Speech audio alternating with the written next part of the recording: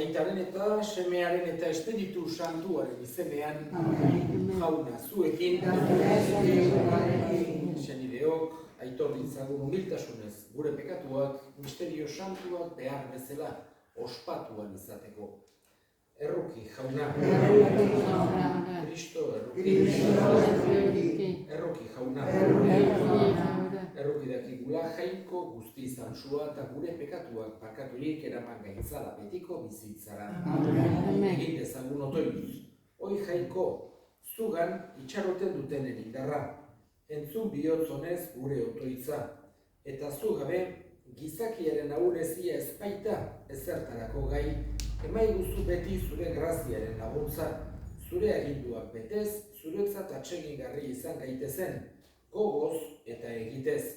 Zure seme Jesu Kristo gure jaunaren bitartez, zurekin eta Espiritu Santuarekin, jainko tarrege bizi baita, gizaldi eta gizaldietan. Amen.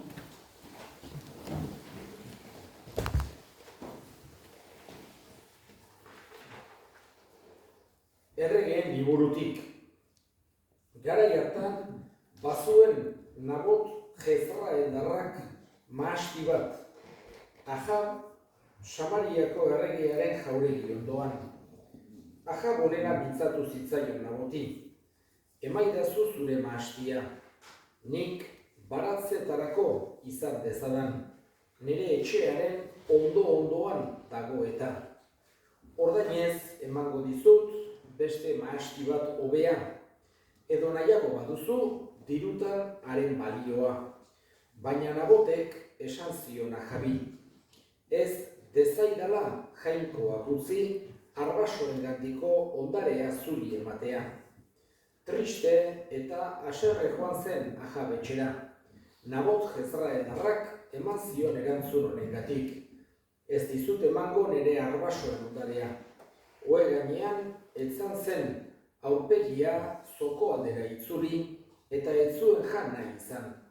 Jezabel bere emaztea etorri zitzaion esanez, zer duzu triste egoteko, zergatik ez duzu jaten. Ahabek erantzun zion, Naboti mintzatzen zaio, saldu ezaidazu zure mahastia, edo nahiago baldin baduzu beste hobea emango dizut ordain. Baina erantzun dit, ez dizut emango nire mahastia. Orduan Jezabel bere emazteak esan zion, zu zaitugu errege Israelen, jeiki zaitez eta jan, egon lasai, nik emango dizut Nabot Jezraeldarraren mahastia.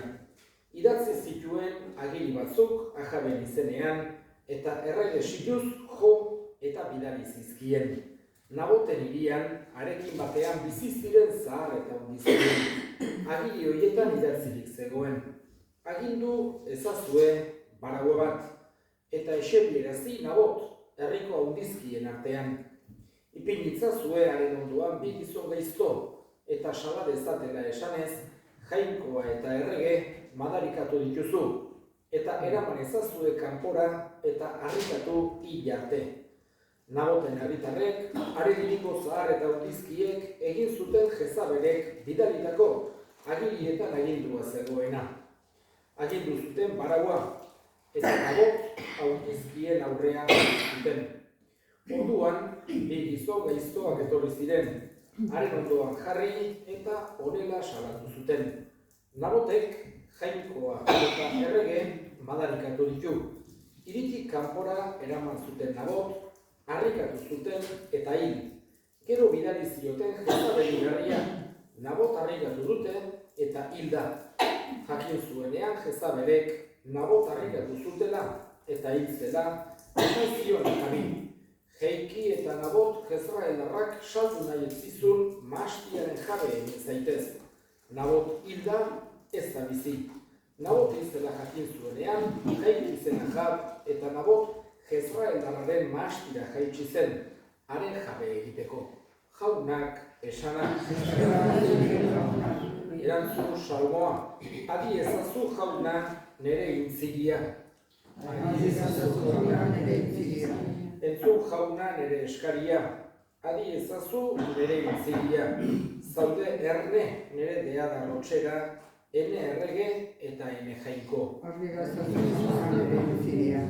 Ez naizera jainko gaiztak egizale, gaiztorik ez bizi da zurean, arroek ez dute iraungo zure aurrean. Argi gaitzazu jauna zure miseria. Jauna, zuekin,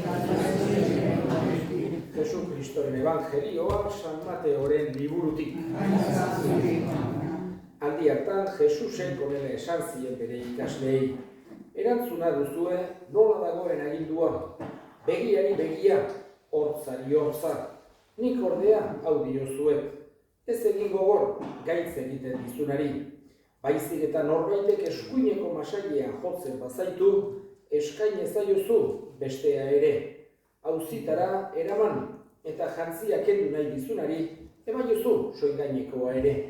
Norbaitek 1000 pauso ibilerazi nahi zaituela, zoaz 2000 berarekin. Eskean datorkizunari emaiozu, eta zuk dirua aurreratzea nahi dukeenari ez emanatzea. Jaunak esana.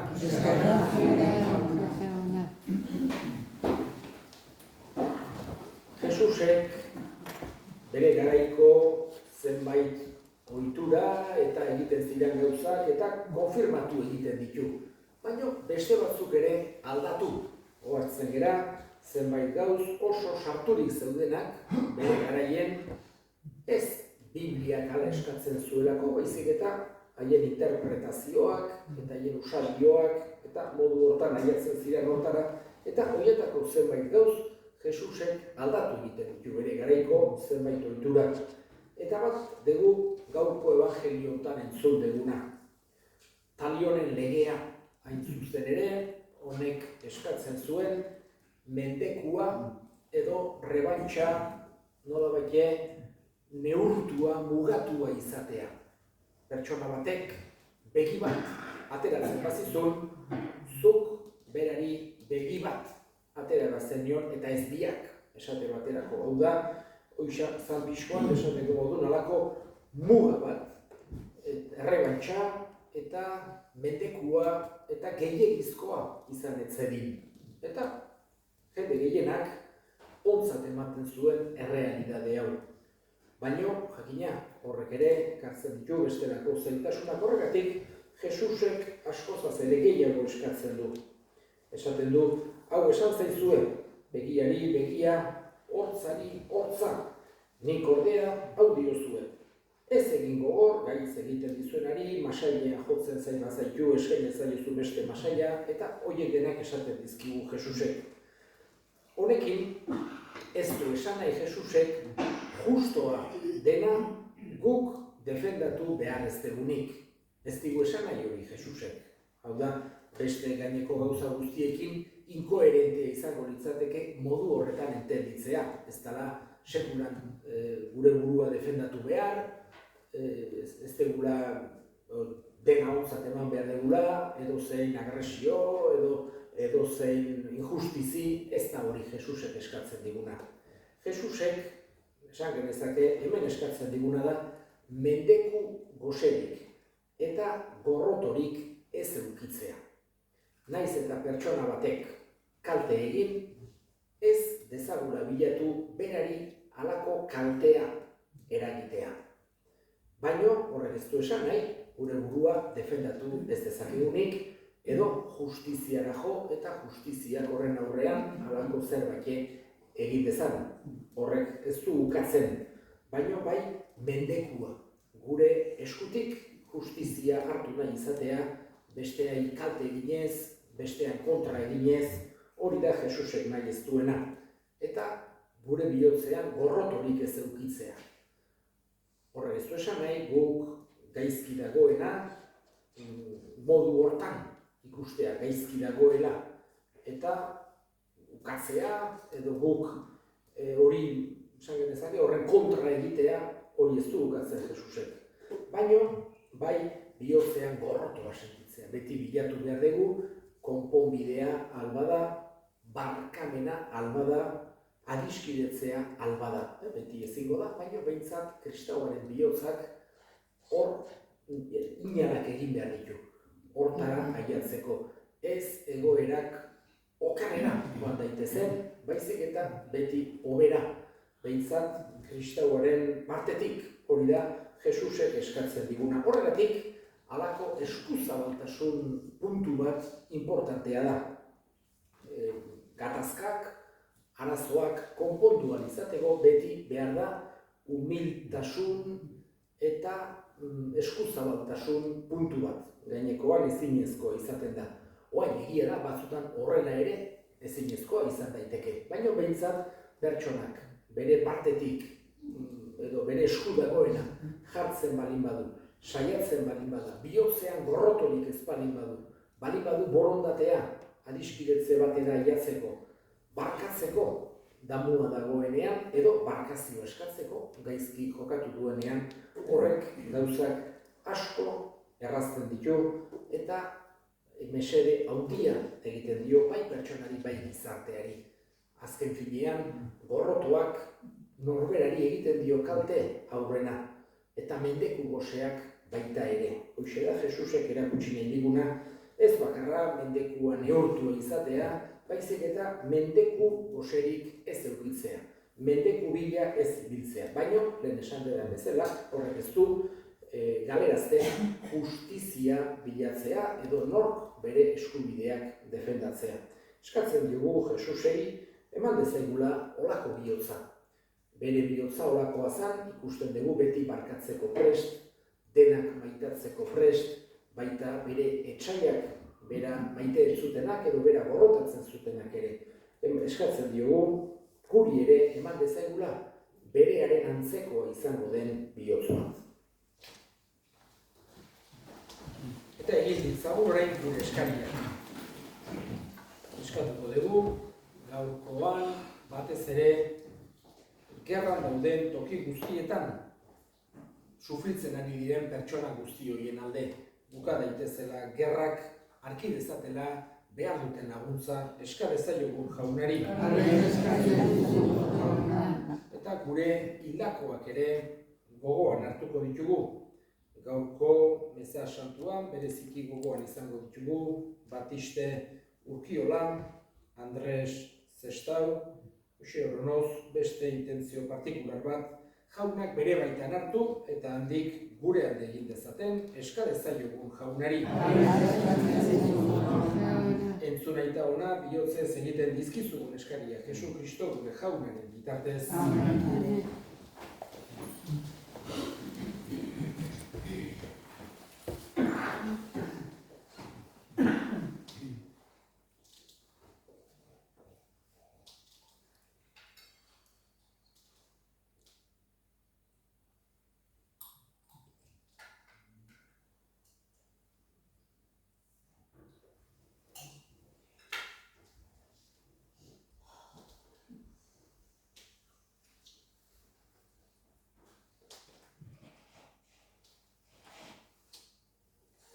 Hoi jainko, orain eskaintzen dizkizugun doaietan, bizitza honetarako janaria eta bizi berriaren sakramentua ematen dizkiozu gizadiari, bere izaera bikoitzerako.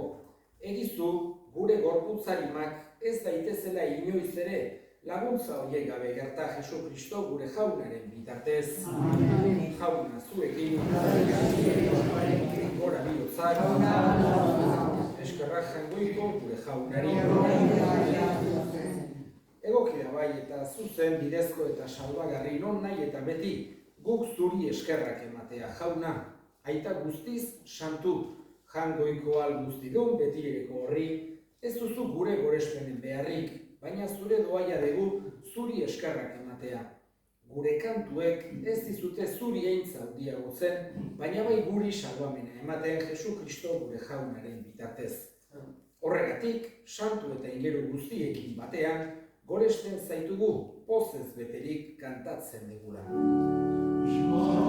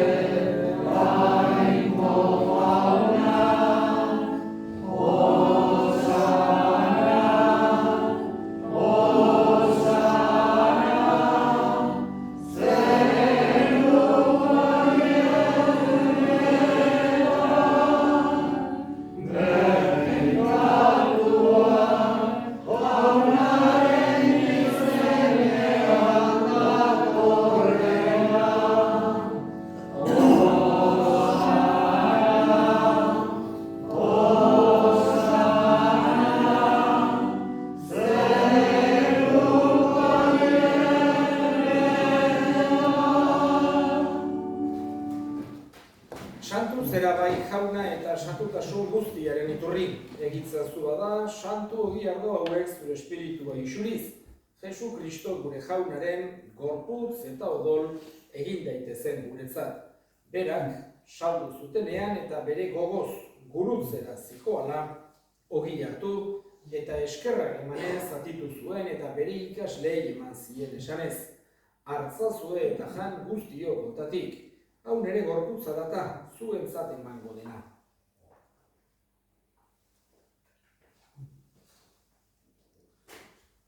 Era berean, afalondoan kaliza harturik, berriz ere eskerrak emanez, bere ikasleei eman zien esanez.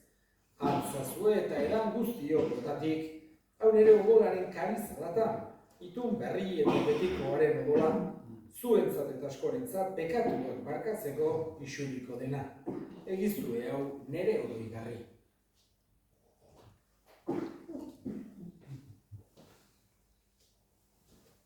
Hau da, sinismenaren misterioa.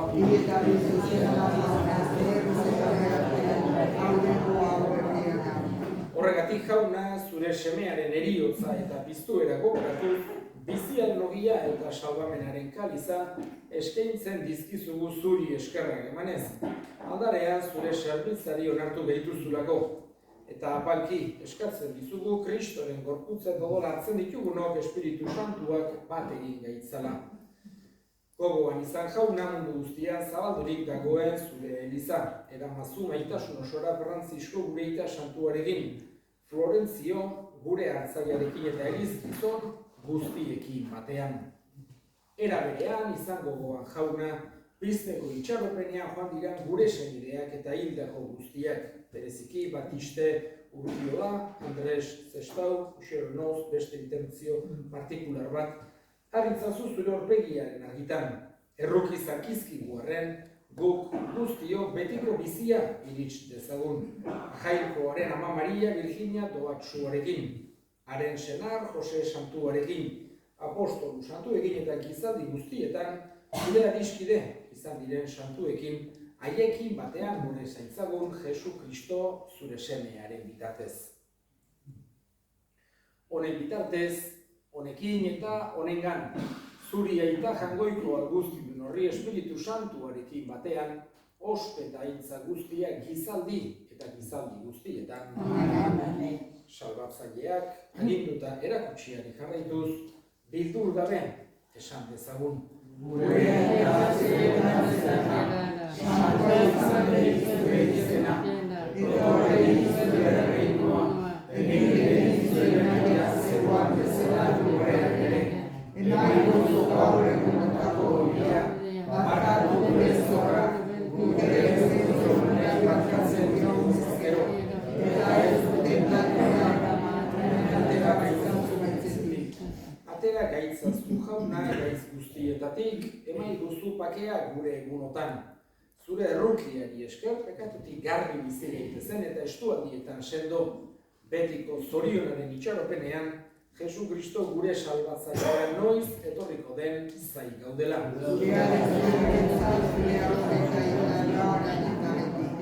Jesu Kristo gure jauna zuk esana da apostoluei pakea uzten dizuet nire pakea ematen. Begira zure elizaren sinismenari eta ez gure pekatuei. Eta zure gogoaren bezala emaiozu elizari pakea eman batasuna. Errege bizi baizera gizaldi eta gizaldietan. Jaunaren pakea beti zuekin. Emaiozue pakea elkarri. Jangoikoaren bintotxa,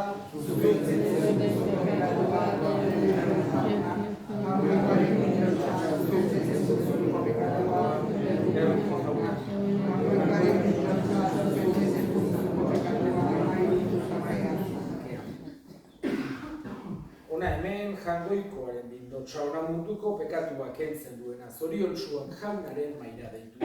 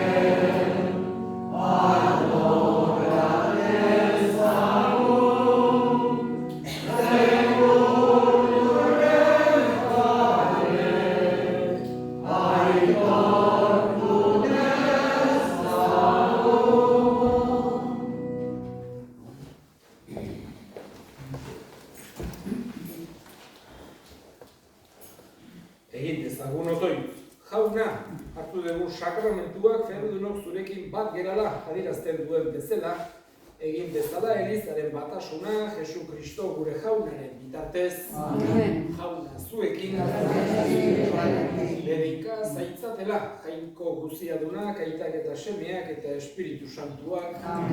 Zoazte jaunaren pakea.